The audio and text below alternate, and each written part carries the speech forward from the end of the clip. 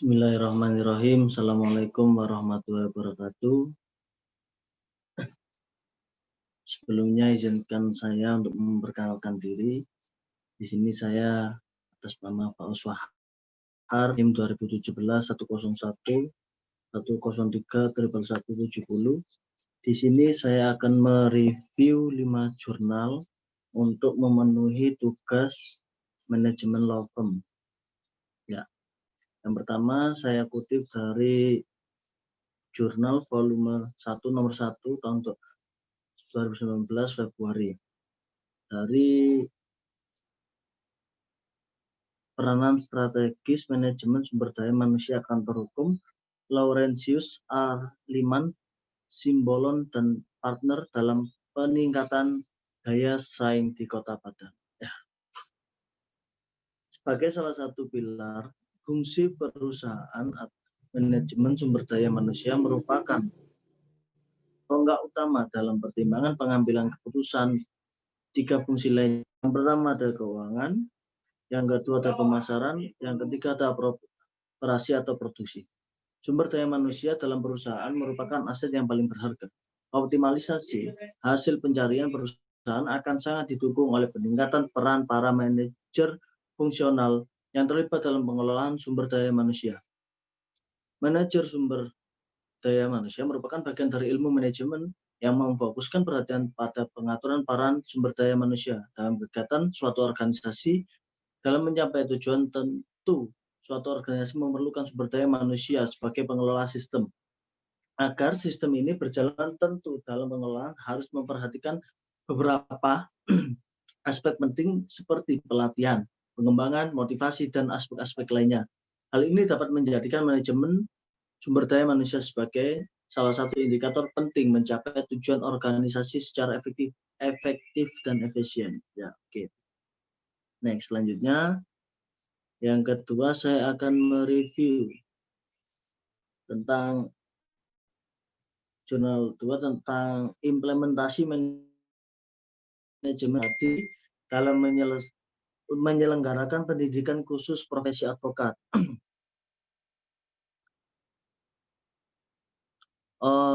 Organisasi Pradi ialah merupakan perkumpulan profesi hukum yang memiliki peran penting dalam menegakkan hukum dan membantu masyarakat dalam mengurus perkara di pengadilan. Nah, melalui perhimpunan ini, eksistensi advokat akan menjadi sangat penting dalam membela klien dalam kasus perkara di pengadilan.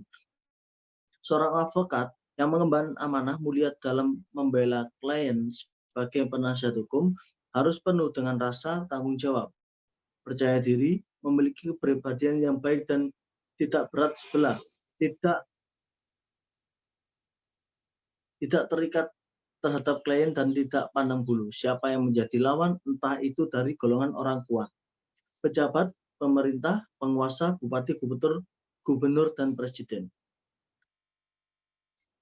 Penelitian ini menggunakan penelitian yuridis normatif untuk menemukan kebenaran keharmonisan, yaitu bagaimana manajemen advokat yang sesuai aturan hukum dalam menyelenggarakan pendidikan advokat. Lebih lanjut, penelitian ini menggunakan pendekatan konstitusional, yaitu pendekatan dengan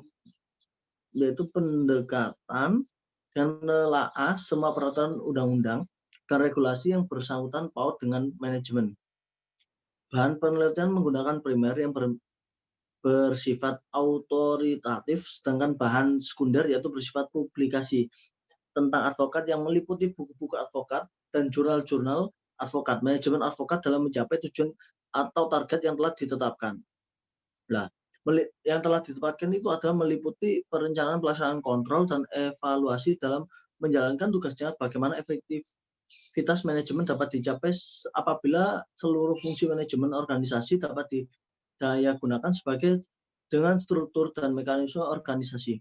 Selain itu, faktor leadership atau kepemimpinan, kemampuan interaksi, kepribadian menarik, kemampuan beradaptasi, dan kemampuan menguasai teknologi informasi, serta kemampuan berbahasa asing juga sangat penting di dalam mengukur kompetensi lawyer dengan memadukan antara kemampuan manajerial dalam menentukan analisa SWOT.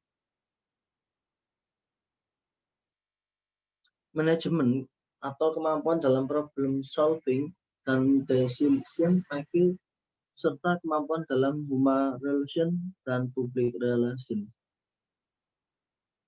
Sedangkan advokat sendiri adalah organisasi ini didirikan pada tahun 2004 yang dimana diamanatkan dalam Undang-Undang Advokat. Next, selanjutnya jurnal ketiga yang berjudul tentang sistem informasi administrasi perkara hukum perdata pada kantor advokat studi kasus Buyung dan Partners. Nah, pada kantor advokat Buyung dan Partners ini memiliki kendala yang terkait berkas perkara yang semakin hari semakin banyak yang dapat menimbulkan tertukarnya berkas, ya, beberapa data penting yang hilang, berkas rusak dan sebagainya. Sistem ini membahas tentang pengarsipan berkas-berkas perkara, ada juga kendala dalam penjadwalan advokat pendampingan sidang.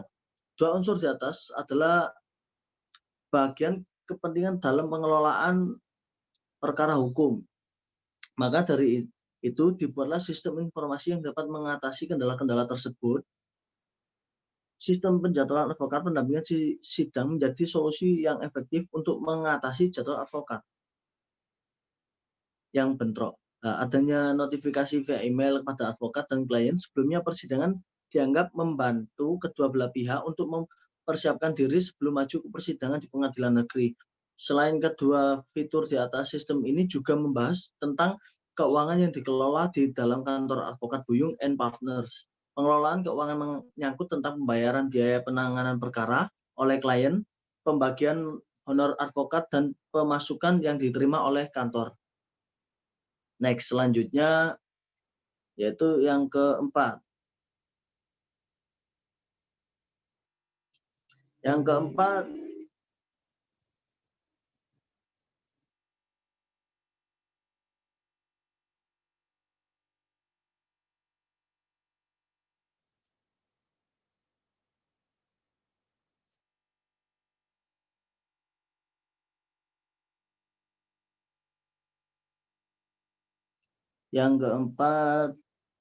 yang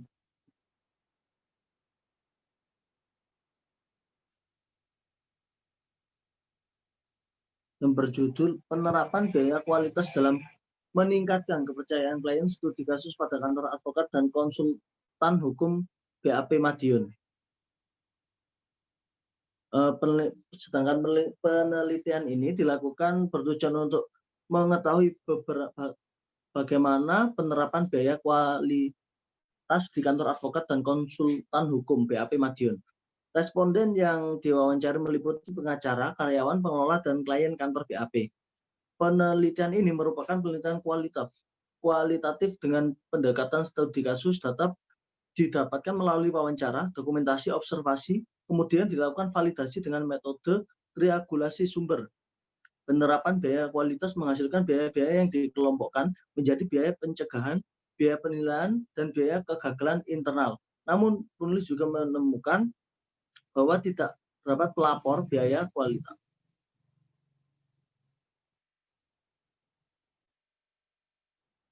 Jadi, biaya-biaya tersebut hanya dimasukkan dalam format laporan keuangan secara umum menggunakan anggaran yang ada. Ya, di era globalisasi ekonomi dunia saat ini, manajemen perusahaan saling berkompetisi. Kompetisi yang semakin ketat ini secara langsung memberikan tekanan pada perusahaan untuk meningkatkan kualitas produk, baik itu barang maupun jasa, dalam upaya meningkatkan kepuasan pelanggan. Salah satu cara untuk membedakan sebuah badan usaha dengan badan usaha yang lain dengan mengetengahkan jasa yang berkualitas tinggi dari para persaingan. Next, selanjutnya